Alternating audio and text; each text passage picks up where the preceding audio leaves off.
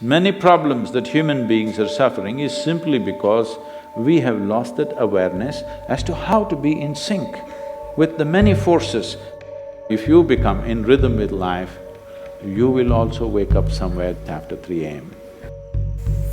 At that time, if you sit up and do whatever process you have been initiated for, it will bear maximum fruit.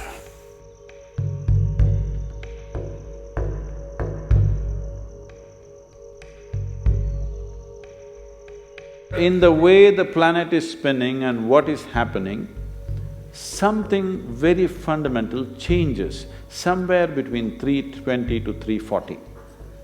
This is called Brahma Muhurtam. This is relevant only up to 33 degrees latitude. Your system, human system, functions in a certain way. It is a possibility. So, there has been an awareness about making use of this possibility. Your life is a product of many things that we call as the universe, many things that we call as existence. So we are a consequence of a certain phenomenal happening that we call as cosmos. We are not an individual existence. So when you get in sync, certain things will happen. You know, there's a cicadas in where we are in Tennessee, the US ashram, they wake up once in 17 years. Can you beat it? They know it is 17 years and they come awake and they breed and they go back to sleep. They're keeping time once in 17 years, no alarm bell anywhere. Well, how is this? I'm saying they're in sync with nature. We have lost sync within nature and we think that is our nature. No. All the many ailments, many problems that human beings are suffering is simply because we have lost that awareness as to how to be in sync with the many forces which are making us who we are.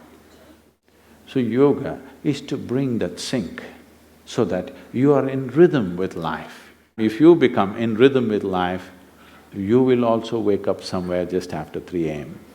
If you're conscious, suddenly a certain spark of aliveness will happen within you. Even if you're in deep sleep, you will come awake. This must happen to you. This means you're falling in sync with it. You're falling in sync with life. So what should I do? Should I meditate? Should I do a kriya? Doesn't matter what. You must do a process for which you have been initiated for. Because initiation means you were not just taught a practice, it was introduced into your system, it was implanted in your system.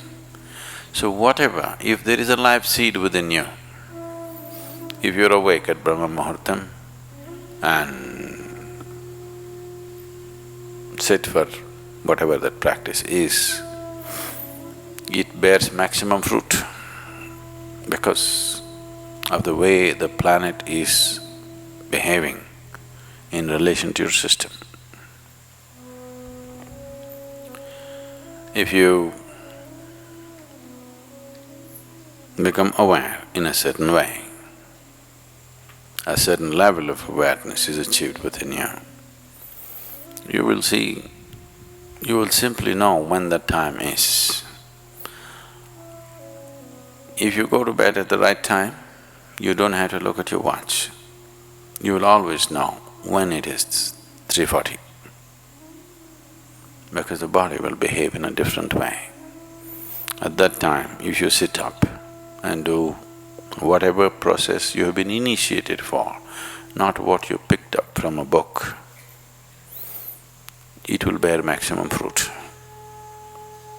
The seed will get the necessary support at that time for it to sprout or spurt up more rapidly than at other times. This is only for the initiated. If you're not initiated, you're a book yogi, then 340, 640, 740, not so much of a difference. Sandhya kalas are more important for such people.